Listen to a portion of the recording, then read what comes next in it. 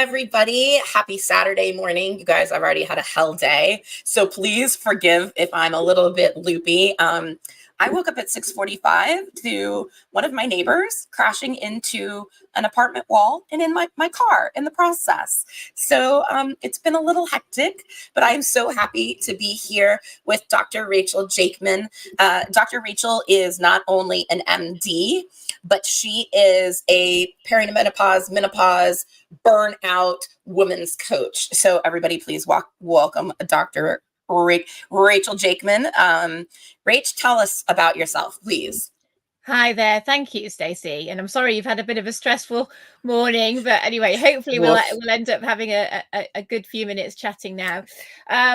Yeah, thank you for agreeing or arranging to talk with me. Basically, I'm in the UK. I'm a GP, so family health doctor, but I've now specialized more in hormone health, and in particular I'm very interested in menopause. Over time, my interest, I think I've talked to you for a while now, is branching out beyond that in terms of things like andropause for men, hormone health for women, all the way through their reproductive life, if you like. But today we're focusing more on the menopause end, and in particular looking at things like mindset, maybe a little bit about mental health and what we can do to look after our mental health a little bit more.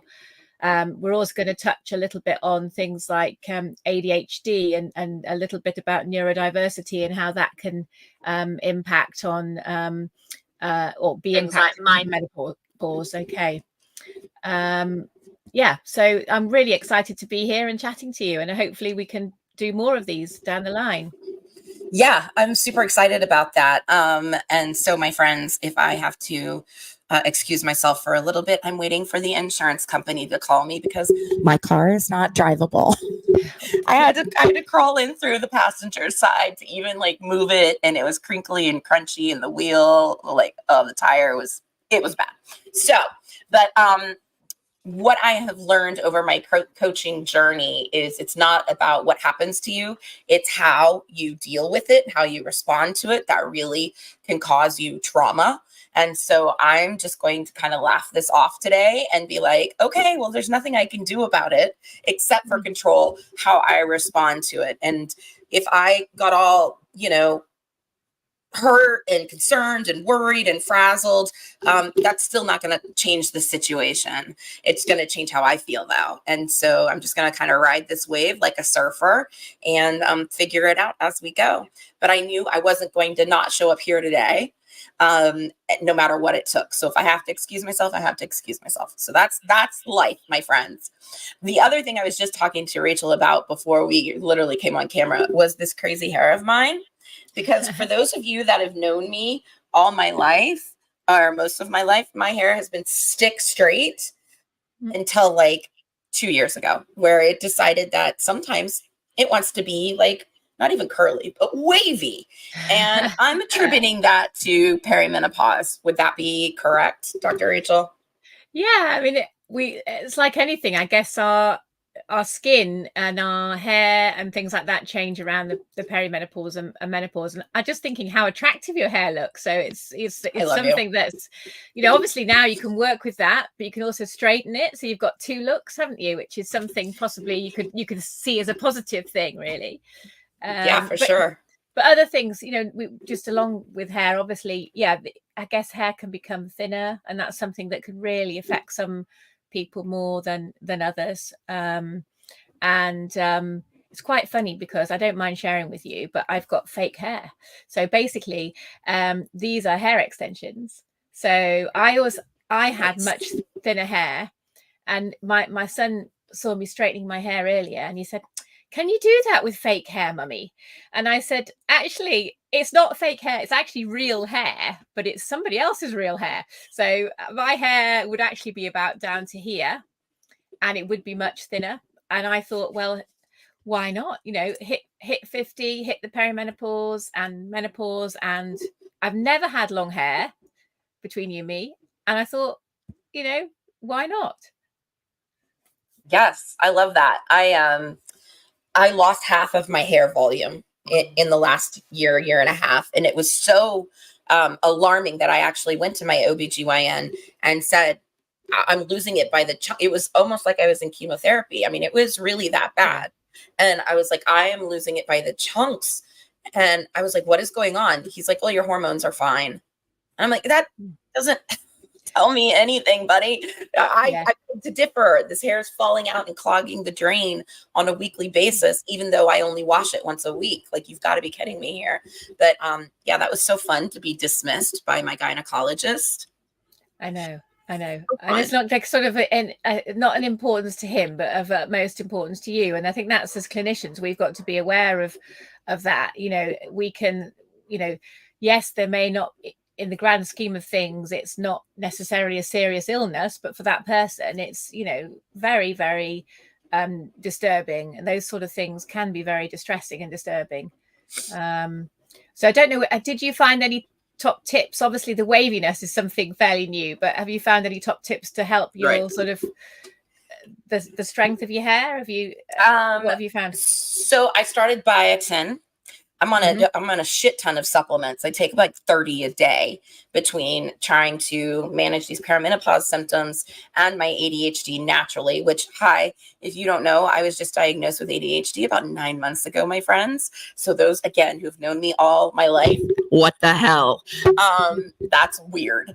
But yes, I was diagnosed with adult ADHD. So obviously it's been here my whole life. Rachel has a very similar story. She can tell in a second. And so I started taking biotin for my hair and a ton of supplements for my ADHD. And then I've also been spraying my scalp with rosemary. My best friend makes rosemary water, extract, whatever. And so I've been doing that daily as well. And I do have some baby hairs starting, like, look. So it's working. That's good. It's just, you know, the rest of my hair is, it's long, so it's going to take a minute to go with it, but that's okay. Talk about your diagnosis, Rachel, because I know yours is very similar to mine. Yeah. So I'll take it back a little bit to say that obviously I had my interest also is in sort of burnout and resilience and sort of bouncing back, really.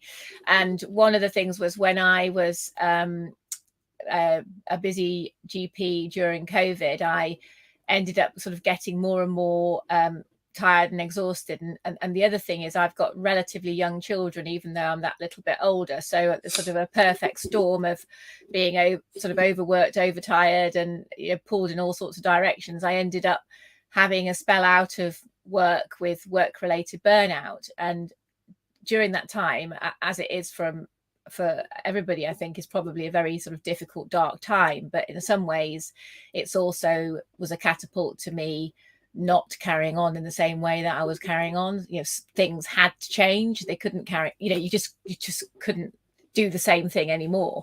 So when I had the time out, I was obviously being a typical sort of physician type, trying to heal myself and fix myself within 5 minutes, you know, and actually, you know, the biggest factor for me was time and giving myself time.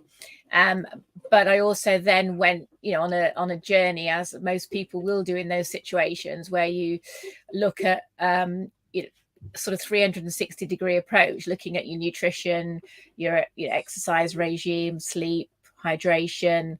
I actually thought about learning to be a coach, and thinking in some ways I would come away from clinical medicine altogether, because actually I was sort of had enough at that time, if you like.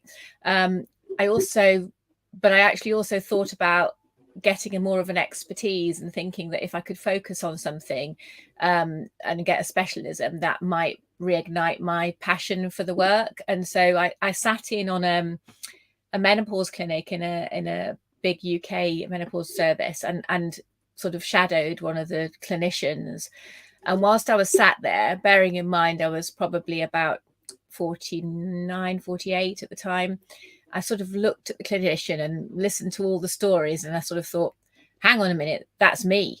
You know, I'm in the middle of 9:48. Sort of, it's okay. I'm in the middle of menopause, perimenopause, and I need to potentially get myself some help.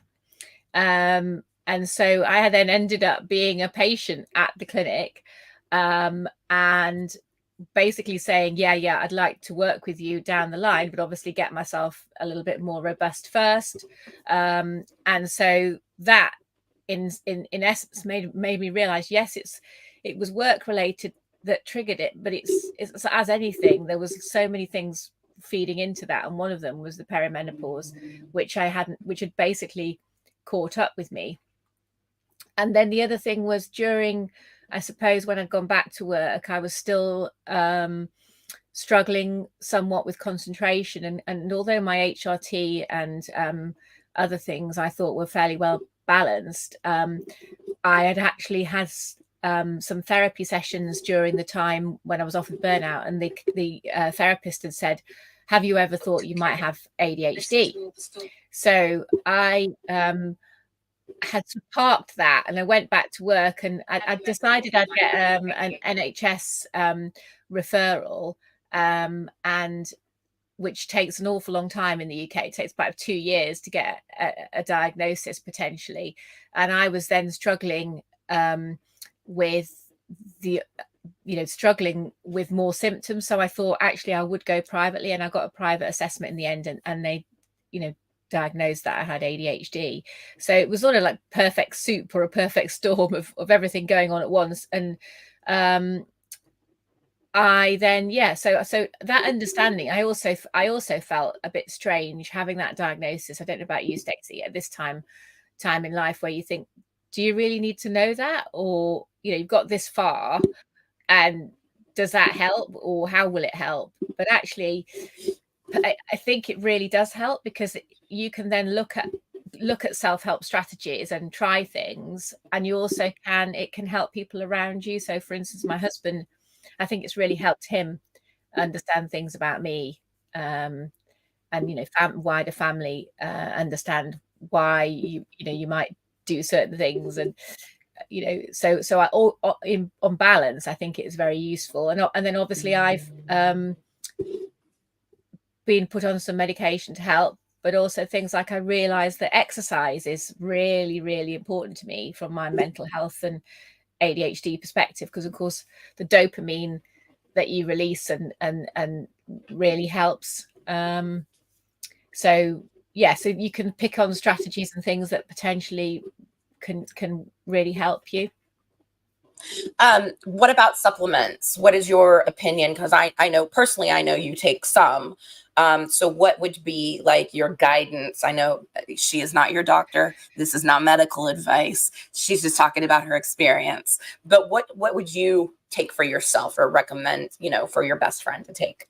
Yeah. So, I mean, I suppose it's very difficult to pin things down. And there are things, that particular products that claim to help with raising dopamine, but I don't want to sort of necessarily go down the road of a particular supplement. What I would say is that from a menopause point of view, I always suggest to people to be on a good dose of vitamin D in general.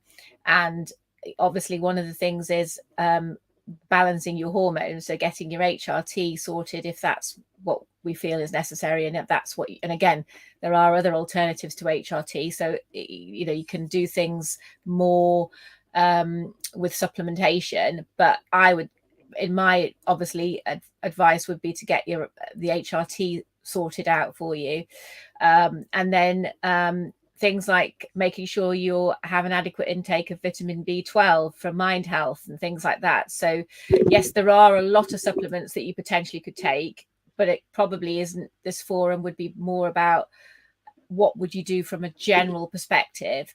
The other thing is making sure things like your omega-3 fish oils and things is really well, getting that balance. And we kind of know in the UK and in the US that we have far too much, the ratio between omega-3s and omega-6s in our diet is completely wrong, because of the sort of ultra processed food and things like that. So balancing your increasing the sort of omega-3 balance is really important.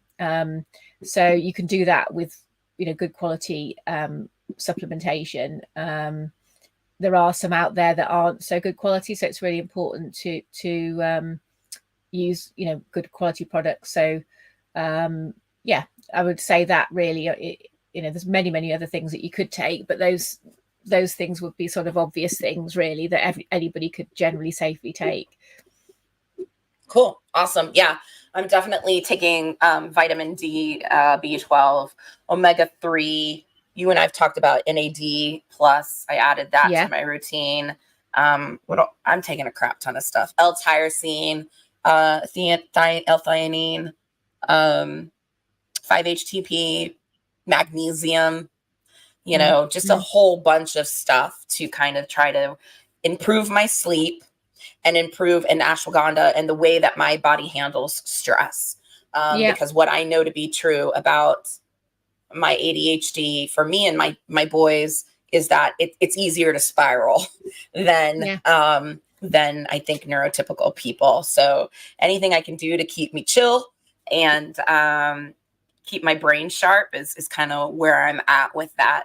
And then I started estrogen myself because my gynecologist didn't agree, and I feel so much better that I did. So I'm glad that I did. My progesterone's still fine. So I'm glad that I took it upon myself to be like, okay, well, you're the doctor, but I live in my body. So let me try this. And I'm thankful. I'm thankful because it made a world of difference with the insomnia and the hot flashes. But again, not for everybody. Talk to your doctor, decide for yourself. But there's definitely things out there that can help, and also get high quality supplements too. Not just the shit that's on the shelves at like Walgreens or CVS or, you know, whatever the pharmacies are there, the drugstores are in the UK, but research into some really quality brand supplement companies, because in the US anyway, there's not standards on what's in it or how much is in it. They can just put on the label whatever the hell they want to. And that may or may not be helpful for you at all. So that's it. Because the other thing is that, yes, it can be full of fillers and all sorts of other things, can't they? Rather than the good stuff, really. Right. Right. Absolutely. So talk about burnout. I don't think that we understand what that actually looks like and feels like. I know it's a little different for everybody, but talk about your experience in starting to feel the burnout, and at what point were you like, that's it, I can't do anymore? Yeah. Well, the interesting thing for me is I look back now on things in my life, and I really think that I'm somebody who's quite sort of hormonally driven, if you like. And I had a spell after my first baby off with just a short time, but sort of stress and sort of I suppose it was an adjustment almost to having her, but also I was sort of diagnosed with a little bit of potential anxiety and depression. Now, whether that was postnatal depression or not, it was difficult to really know. So there's that episode. There's also lots of premenstrual symptoms that I've just brushed off over the years, but I don't know that my family have brushed off, if you like.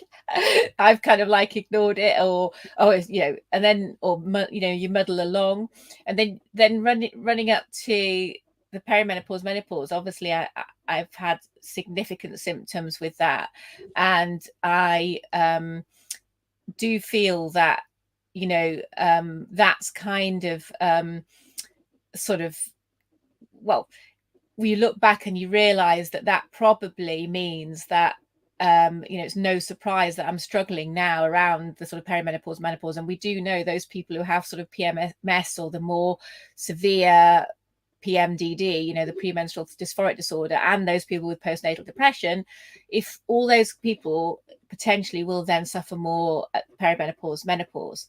So I think the hormonal imbalance was also important in terms of the burnout. So I think for me, obviously other people's burnout may be purely a stress factor or a work factor, but for me, I think you know, that was a big factor, but I didn't know about it at the time until afterwards, if you like.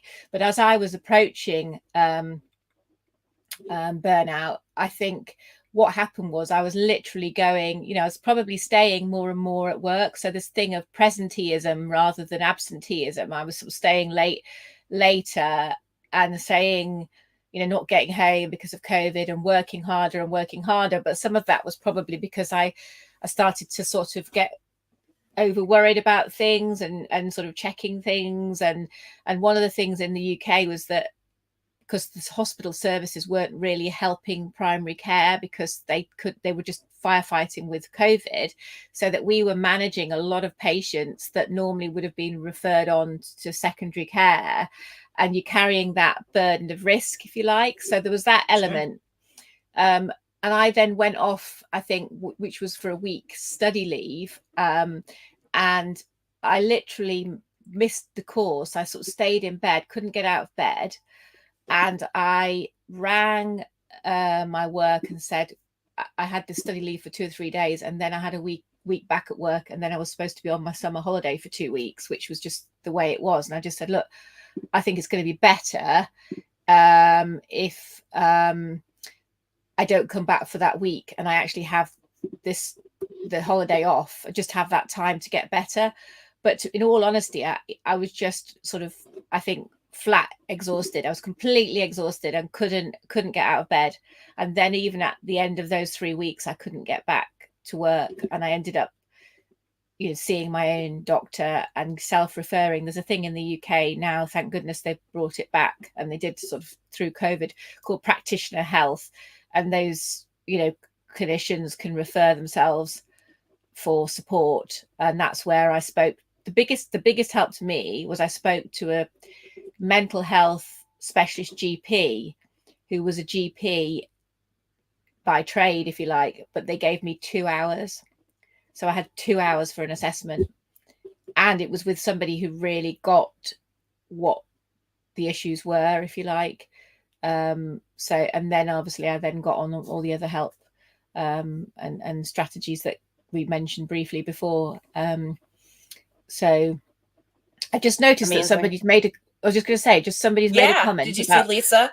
So my unopposed estrogen. So Lisa, thank you so much. My progesterone is absolutely fine right now, where I'm monitoring it, because while my gynecologist isn't so keen on it, I have a GP that is. So I am definitely monitoring it every 6 months to make sure that I'm not kind of jacking myself up on here. My progesterone is absolutely fine. My estradiol, however, is undetectable.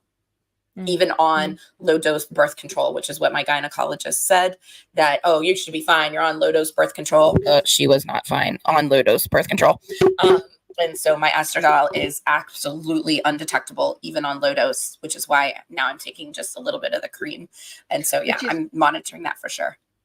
That's really interesting in itself, though. Is Lisa in the States, or is she in the UK? Or it looks like she's in the UK from her spelling. Yeah. So Lisa, because in the UK, the guidelines may well be different, I think, Stacey, in the US, because actually we wouldn't really be monitoring blood levels of progesterone. We would always put people on progesterone, anybody with an intact womb who still has periods, or maybe or is actually menopausal, where they've stopped the periods. If they've still got a womb, then we put you on progesterone, because we worry about the small risk of endometrial cancer, because what happens with estrogen that's unopposed is it can lead to hyperplasia of the lining of the womb, and that in itself can potentially lead on to endometrial cancer. So Lisa's just put she's a UK GP. Thank you both. Thank you. I absolutely will. I will monitor that then for sure and get on some progesterone. You can have it GP prescribed, or you can buy it here in the US. So thank you very much. I definitely will grab some progesterone too. It's very, I think that there's a bit of controversy. Well, there's been some controversy in the UK in that we have quite strict sort of British national formulary guidance about what we will do with with prescribing of estrogen. And if we go slightly above or go off license, which as a menopause specialist GP sometimes we can do, but in only certain circumstances. If we go off license to a slightly higher dose, then we usually then also look at adding in extra progestogen, because above a certain dose, we're concerned that that might still give you even more risk. So we potentially sometimes increase the dose of the progestogen. So yeah, we're very much Interesting. protecting the lining of the womb. The other thing is, of course, you could use a Mirena coil, which is the progestogen coil. And that in itself, we use a lot of that in the UK, where it's licensed for 5 years.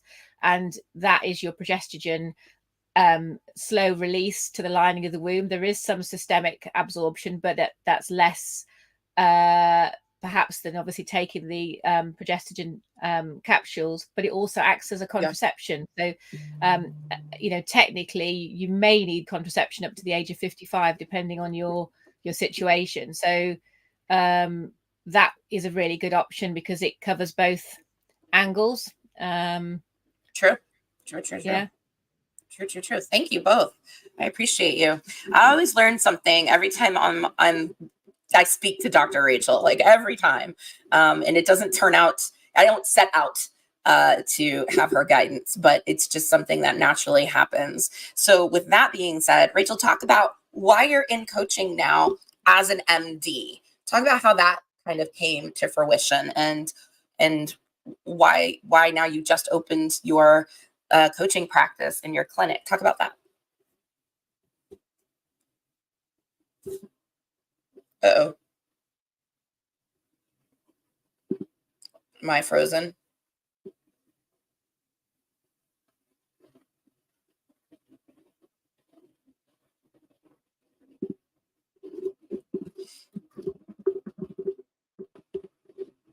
Okay.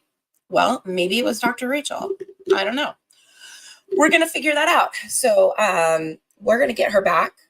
And so in the meantime, my friends, if you have any comments, questions, or concerns, type it in the chat wherever you are. We can see it. We're streaming to multiple platforms, and we can see the comments from everywhere if you're new to things like this. In the meantime, I am a transformational life coach. I help women struggling with exhaustion and loss of identity and indecisiveness due to putting everybody else's needs ahead of their own. And so they feel lost and overwhelmed and anxious, frustrated, and probably a little pissed off. And that is how Rachel and I met, is through our coaching practices. And we've taken to each other pretty keenly, as she would say. And so she asked me to do this with her because it is her new foray into showing up on social media. And and I have done this for a long time, so it doesn't bother me.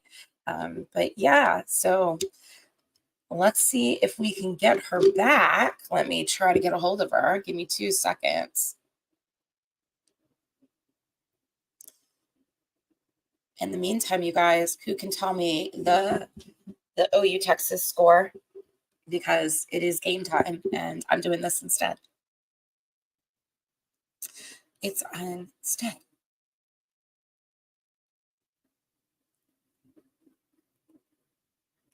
Let's see if we can get her back in. Hallelujah. I'm so glad. This is my first, so to be honest, this is my first StreamYard multi-platform stream. And so I've been trying to get my sister-in-law in here because she's struggling with some perimenopause symptoms. You guys, look, see, this is what I don't get about my hair right now. Not to be completely vain, but I've been a straight hair girl forever. And so this weird curliness that happens occasionally, I don't know how to deal with it. I did get some curl cream because TikTok, but I don't really know. I don't know how to deal with this all. So I just keep looking at how fuzzy it is, and that's kind of annoying. Anyway, So this is my first stream to multi-platforms. So we're on Facebook and LinkedIn and YouTube. And so if you can see me from any of those platforms, let me know what platform you're on. Here's Dr. Rachel, because I would love to know how this is working out. Can you hear me now? Stacey, hi. Sorry. There was the electric just went off. And so we just had to reset everything. So talk about reset. There it is. There you go. That is. That's why you are Dr. Rachel Reset Coach. In fact, let's. I'll put that on the screen in a sec.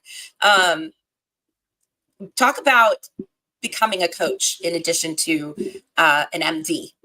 Yeah. So basically, I think I mentioned when I was off, I obviously looked at also having a little bit of therapy myself, but I also looked at having some coaching, which I hadn't really done in the past. And then it led me down the path of, what's the difference between counseling and coaching? And that really attracted me, knowing that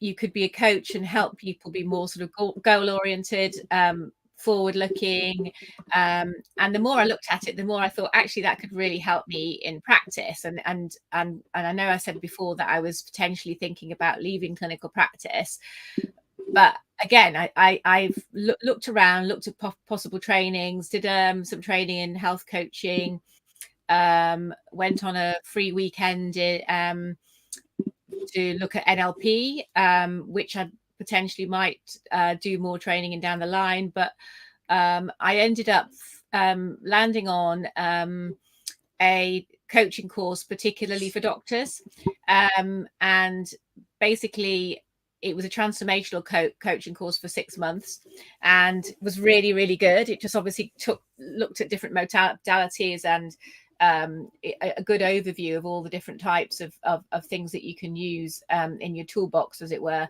and I absolutely loved it. And then subsequently I kind of mulled over what I was going to do, and I actually thought I'd love to help people around sort of menopause, perimenopause, and just general well-being, transformational coaching. And one of the things was that I thought, actually, that's great, but I'm going to be missing an opportunity if I then aren't able to prescribe medication to help.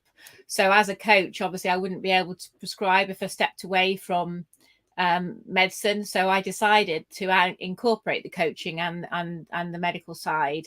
And since I've gone back into work, I'm setting up obviously my own private clinic, as you know, but also I work in the NHS still, and I'm finding that the coaching tools, even if they're little, I know we're time bound in the NHS, but you can make a difference and give people, 2 or 3 sort of nuggets of information within a short consultation that potentially will empower them to go off and help themselves, or put something into place that will help themselves without the need for medication or a prescription, really.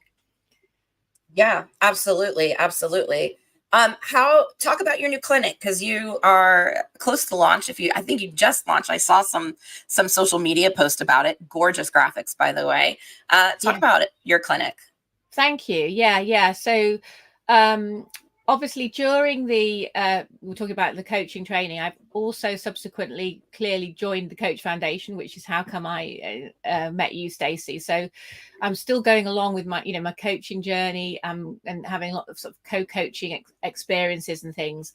And so I actually thought, let's bring all of this under one umbrella. And I've decided, so my clinic is called Dr. Rachel Reset Coach, and that came because I decided that it's never too late to sort of reset or change trajectory, never too late to Never.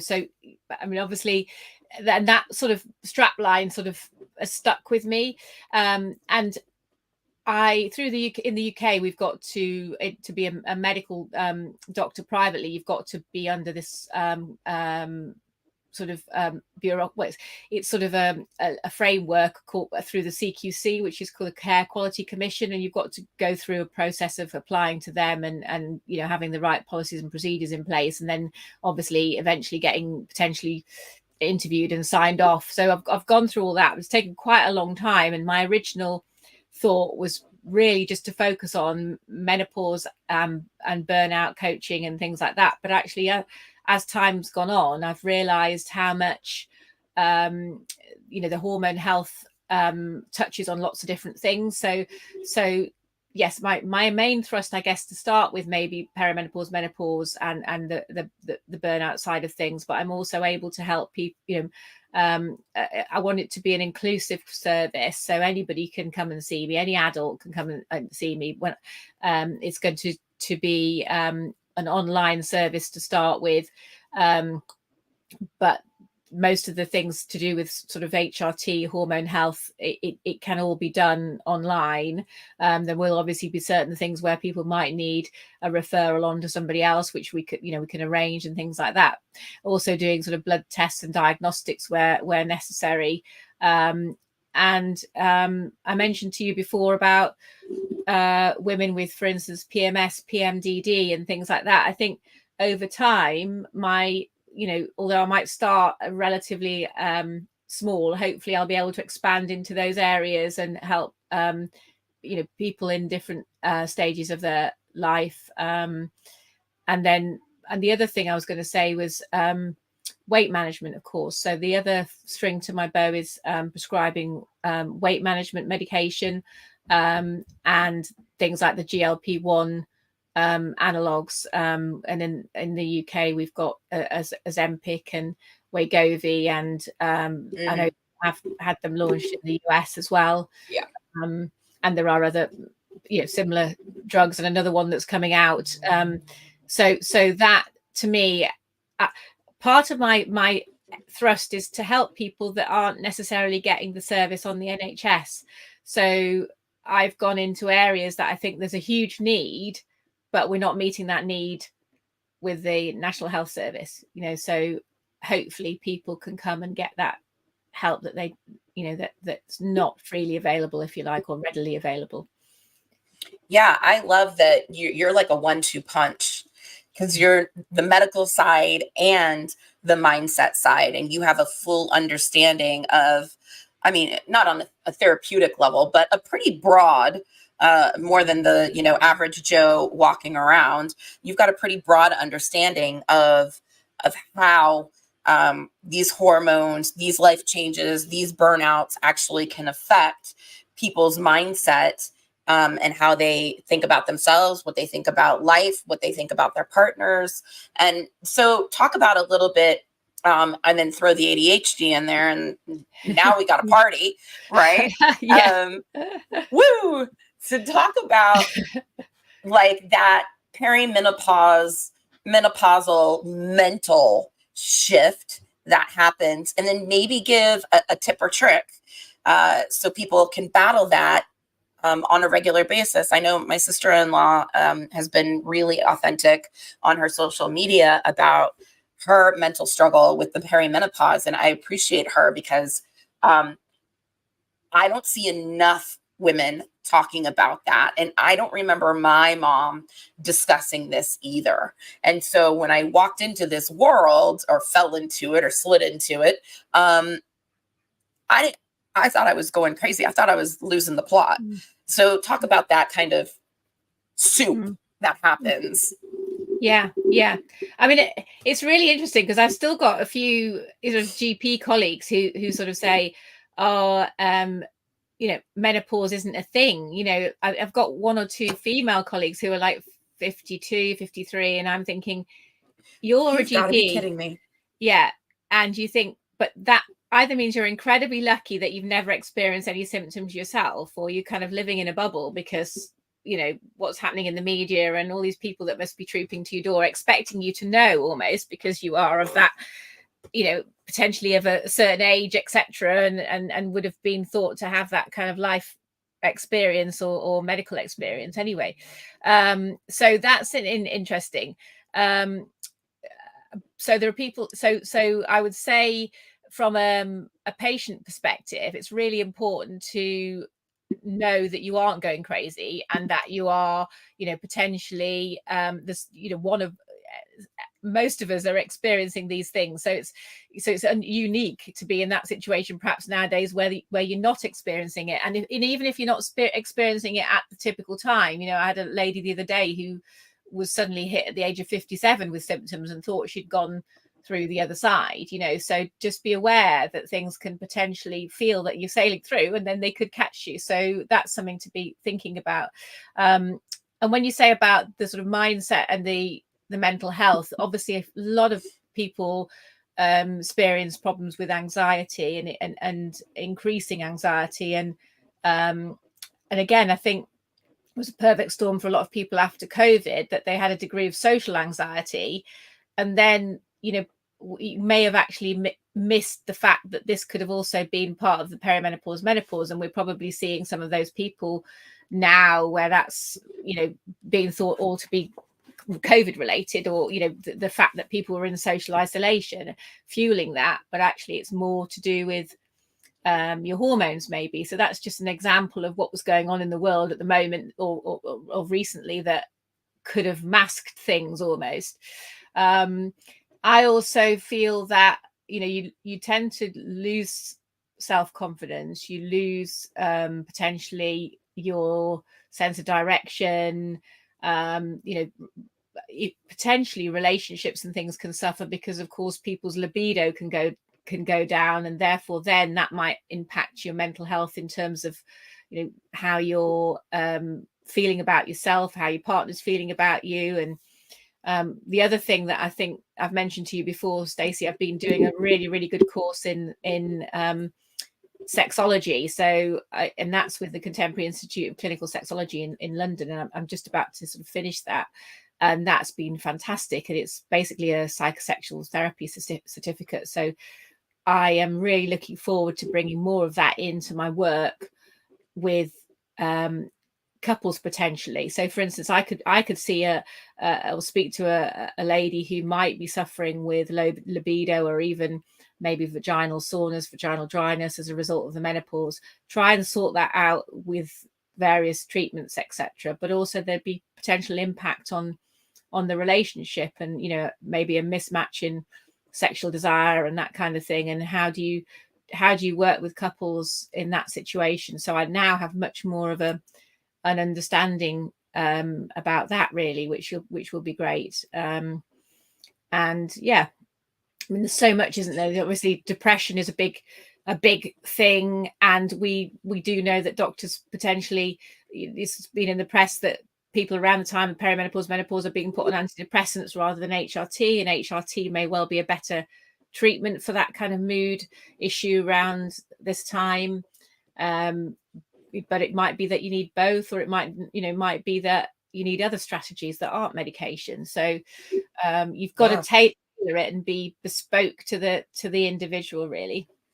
Yeah, absolutely. And that's what I love about coaching, is you can be bespoke. And then with your MD, it's even more powerful. So my sister-in-law says she's just starting to realize how much hormones play a role in mental health, and it's eye-opening.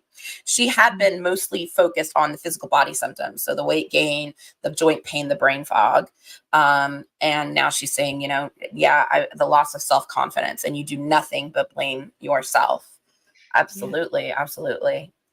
So what would be like, please go ahead. So it's just saying the lack of confidence, and it all spirals out of control, doesn't it? And then the brain fog, you think, then you question yourself, and a lot of people are at work and maybe doing a presentation, and in the middle of doing a presentation they can't find the words, and then that's going to feed into your lack of confidence again, thinking, I can't, I'm not going to do this job. Why can't I do this job? I've done it for 15 years or something. So that then affects your mental health, doesn't it? Because you then start to question yourself, and it all spirals out of control unless you get the right support, really. Yeah, it actually happened to my mother at 47. I surmise, this is just theory, but her perimenopause was so bad on top of undiagnosed ADHD, and then probably some depression in there as well. That a neuropsychologist actually diagnosed her with Lewy body dementia, and which we found out later, not the case, not the case. But the undiagnosed ADHD, the depression, the anxiety, and on top of the HRT, the hormone stuff. That's how significant that was for my mother, that she actually was put on what we call like a disability, Social Security disability here, because she could not function in her job any longer. And I think it's amazing that it was that severe that a neuropsychologist was convinced that it was dementia, and when it really was just life and what most women go through. Well, it's a really good point now, because I actually went on another study day last year, and actually there was a talk from people from a charity that were supporting people with young onset dementia, if you like, and we were sort of had the really good debate about the fact that obviously one thing could be diagnosed as that, but much more commonly is more likely to be a hormonal deficiency. So young onset dementia is much more rare, or dementia in that situation much more rare than the perimenopause, menopause. So what you can't do is think about something in isolation. You've got to look at somebody, as I say, in a 360-degree view, really. And the problem sometimes with specialists are that they're very focused on their niche, and are potentially kind of not aware, or have gone down a sort of a certain alley, and not actually looked at what else is going on around. And I guess as a GP, we're quite well placed to look at, or think, or consider lots of other things, really. Yeah, absolutely. That even happened with my son. He was born with common variable immunodeficiency, but it took us 2 years to get him diagnosed, because he's such a rare bird that they didn't know what to do with him. And I know for a fact in medical school here, the doctors are taught this phrase. It's when you hear hooves, think horses. And that's not the case. My son's a zebra. So it might be similar body type, similar body form, but yet completely different. And so it took us 22 months to get him diagnosed. And actually that was early. Usually they don't get diagnosed until they're like about 5 or 6. And so, but in that time, I almost lost him twice due to people being so focused on, their own area of expertise, and not looking at him in a broader spectrum. So I absolutely have seen that from my mom's side, and then my son's side too. And I hurt for anybody that's struggling and getting lost in those gaps, because I know what that feels like. And then you do feel like you're crazy. I thought I was neurotic. I thought I was imagining these things with Bryce. And we actually had one attending insinuate that I was a factitious disorder, that I was Munchausen's by proxy, which was fascinating. And also devastating, because her focus then was off my son, because she was thinking it was me, and it wasn't me. It wasn't me. It was, oh dear. Yeah, that's CVID. Really, yeah. So Dr. Rachel, what would be a mindset tip that you could give women like Lynn, who is understanding now how much hormones play in mental health, who had been focused on the body symptoms and now is realizing, oh, it's a mind game, and has lost that self-confidence? What is a little coaching activity that you could give that these women could implement tonight? Yeah. Well, again, there's lots of things that you can potentially do. And first of it is sort of acknowledging that you're aware, having this education and awareness of this, that it is something that you would expect to experience perhaps around this time. So not being too hard on yourself, really, and not being too sort of self-critical about these things, and also recruiting people around you to understand that you are struggling. So I think, whether that's your partner or a good friend, somebody that you can offload to, and talk to, and share that experience with, or for instance, joining a self-help or a help forum to sort of the trouble with these things sometimes is you can escalate in, and sort of potentially go down a rabbit hole that isn't necessarily helpful. So you've got to make sure you research, the groups, and that they're very well sort of moderated and things like that, so that you don't find yourself getting the wrong information, basically. But I think it's really important to share that, and also to talk to arrange an appointment with your physician just to have a review of things. But the first thing is being kind to yourself and not critique yourself too harshly, really. Sure. And so let's say, especially, for my sister-in-law, how would you recommend she communicate to my brother about what's going on with her? Help her find the words, because I know it's easier to talk to women that are in that area, that have experienced it or are in the middle of it. And they're like, oh yeah, I know. But when you're speaking to somebody that has honestly no clue, it's hard to relate to that, because we kind of sound hysterical, right? Back to the Sigmund Freud definition of hysterical and hysterics. That's where it all came about, because we had a womb, right? Give people like my sister-in-law the words that would be helpful there in like a coaching aspect. Yeah. So again, it's flagging up that you are struggling. So and sort of maybe creating an environment where you can sit down privately, creating that sort of safe space between you and your partner. Obviously, it depends to a certain extent on the relationship that you have, and sometimes, if you don't communicate in that way, then these sort of things can be quite difficult. And so obviously, if you're on the same page and share issues more, then that can be helpful. So again, some relationship work might actually be helpful.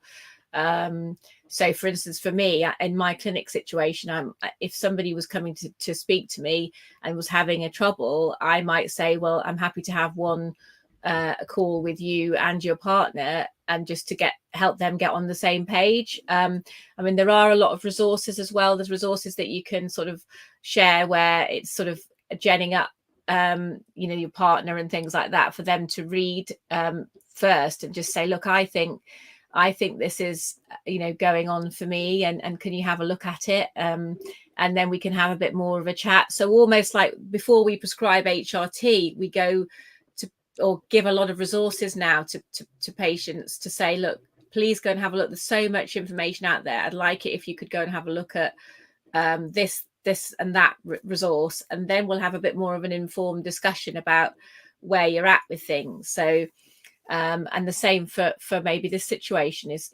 if you're coming from a point of no knowledge, or your partner's coming from a point of no knowledge, saying, can we, could you have a read of this, because I think this is what I'm experiencing, and then come together, and that makes it easier to actually sort of then have that conversation, because they've not, you're not taking them from sort of zero. They've already got that bit more background information, really. So my sister-in-law says, yeah, I told him I felt like I was losing my mind, and he agreed. My brother. Yeah. I raised him better than that, Lynn. I've managed to piece together a more constructive conversation since, but it was hard. I share with him info as I come across it, and she has an appointment with her GP in a couple of months. So Dr. Rachel, do you have a website that you could refer like my sister-in-law to help my brother learn, or a book, or your site? Like, where can we find some resources that you're aware of?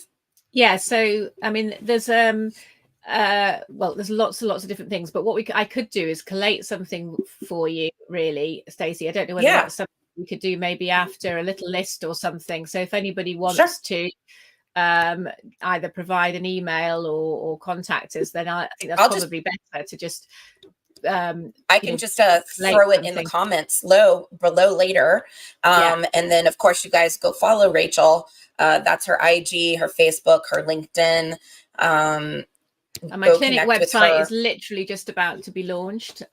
So it's not there yet. But I can signpost you, it's coming literally at this weekend, really, hopefully. So, but I can also signpost you to some very useful resources in the UK, and they're applicable across the board, really. So, Right.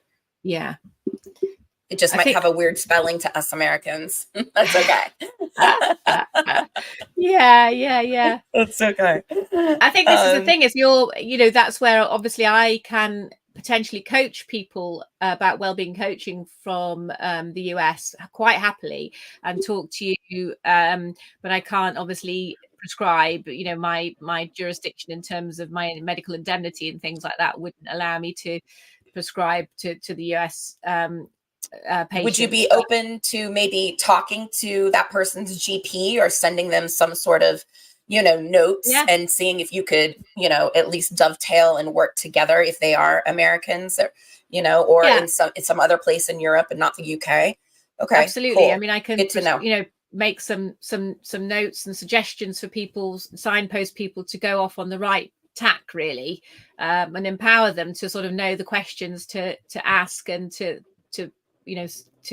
I think sometimes it's sort of, I mean, I'll just give you an example. I was doing a talk on a retreat day the other day. I got asked to go along, and it was sort of, the main thrust was sort of exercise for perimenopause, menopausal women, but also there was talks on nutrition, and I gave a talk about HRT and things. And I think it's sorry, now, do you know what's happened to me? I've just lost my train of thought. Brain fog. Look at that, ladies and gentlemen. It happens. It happens to MDs. So what was I saying, Stacey? What was I saying? So you were talking notes about. Yeah, I've got it. Yeah. So one of the ladies in the audience. So that was it. I don't mind saying that was it. One of the ladies in the audience was 44, but she was very well read and very well researched, and she'd turned up with two other friends who, in the same town, but those two other friends were at a different GP practice to where she was, and they were all sort of sharing their experience, and we were talking about it. And then the one that was at 44 had gone and really had symptoms almost for 2 years, and it was barn door perimenopause. Really, I think what happened was she'd morphed from having, unfortunately, 2 miscarriages, and then this had happened. And I think to a certain extent her GP that knew her thought it was more depression, but actually, even though she was going with all these symptoms, and so-called going to the menopause doctor in the practice, the menopause doctor even said, don't come back until you're 50. Yeah, mine basically said, well, you're still having periods, so whatever. And I was like, that does not help. That doesn't help. No. Doesn't help. Doesn't help when my hair is falling out by the handfuls, and I'm having sweating profusely in the middle of, the winter, waking up in nightmares and anxiety, and my clothes would be just soaked. Like it was not pretty. It was not pretty at all. And he was just like, meh. So yeah, it's not easy when you're a layman and you count on the medical field to guide you, and you get dismissed like that. You do feel like, oh, this is totally in my head now because my blood is fine and my doctor says there's nothing to worry about. So, but it's not. That's not true. No, it's not true. No. So I mean, I don't know the rules in the US, but excuse me, in the UK, we tend not to check hormones for the menopause after 45, if you like, because it's an assumption really that, if you've got symptoms, then you are likely to be perimenopausal post 45. But obviously before that, then there's a bit of a grey area, really. But I know this particular lady had charted things for 2 years and wasn't just going within 5 minutes of symptoms. She'd got quite a plethora of things and was still dismissed, Yeah, I'd say that would be Lynn too. She's very thorough in how she feels and noting it down. And so she says common does not equal normal. And yeah, I love that. Common does not equal normal at all. Sorry, just got a silly tickly cough. Yeah, I mean, I think The other thing when you're going to see your physician is that you, or clinician, because I know with some nurse practitioners will help with HRT, is to go armed with the right information. So for instance, there are menopause symptom questionnaires that you can do yourself, which were based on something called the Green Climacteric Scale, and they're all modified versions generally of that scale. And you can then, use that maybe to chart symptoms for a little while, or there are certain apps that you can use to chart your symptoms. And so when you go to the clinician, you can say, look, I have, these symptoms are carrying on. And so that kind of kickstarts the conversation, and you're not starting right from zero, or trying to remember with your brain fog what symptoms you've got and what you haven't. So if you've charted them, if you've charted them, you've got more chance of capturing them. Yeah, I love that. I love that on your resource list, like the apps too, and the scale that you mentioned, because I think it would be super, super beneficial. I will. So Lynn says, please share with me what those are. She actually does see an NP, and she's got a few months to chart before I see her. Brilliant. So I'll get those to you, sis. Don't worry about it. So Rachel, thank you so much for joining me today. This has been a fantastic conversation, enlightening. My first time streaming on StreamYard to multiple platforms. We got it on your LinkedIn. I think it's on Facebook. We'll figure this out. But you guys, I'm going to drop some stuff in the comments when I get it from Rachel. So look to that, or you can DM either of us and ask, and we'll send it when she has it aggregated. And thank you for joining us today. Rachel, one more time, where can people find you past what's scrolling on the screen, but your site when it's going to be available? Say it again. So it'd be www.drrachel, which is Dr. Rachel, RACHEL, resetcoach.co.uk. But any of the, if you wanted to just reach out to me and message me on LinkedIn, for instance, that's fine. And happy to, try to assist where we can, even if it is just information and signposting. I don't like to think of people struggling or not getting the right help. Yeah, absolutely. You're so welcome, Lynn. Rachel, let's do this again. Yeah, obviously this is a very needed topic, and not one that's discussed enough. And so I'd love to have you back, and we can do this again in a few weeks. Absolutely. And hopefully we won't have a power cut, and hopefully your car will be fixed, but there might be something else that happens. You just got to surf the wave. That's all you can do is be like water, my friend. Just like Bruce Lee says, be like water, my friend. I'm just happy the adjuster didn't call through this hour that we were live. So I'm taking that as a win that I didn't have to shut this down. So thank you guys for joining us today. If you have any, post live comments, drop them. Both of us will see it. We'll respond. But thank you. And thank you very much. Thank you for joining us. And any last words, Rach? No, I just look forward to doing this again, and we can sort of widen the topics, bring other topics in, can't we? And we're open to suggestions from people if they'd like to suggest anything that they want to hear about, along these lines, really. Yeah, absolutely. Drop them in the comments or DM them to us, and we will definitely include those. So be where your feet are, my friends, and I love you, and I'll see you soon. Take care. Bye.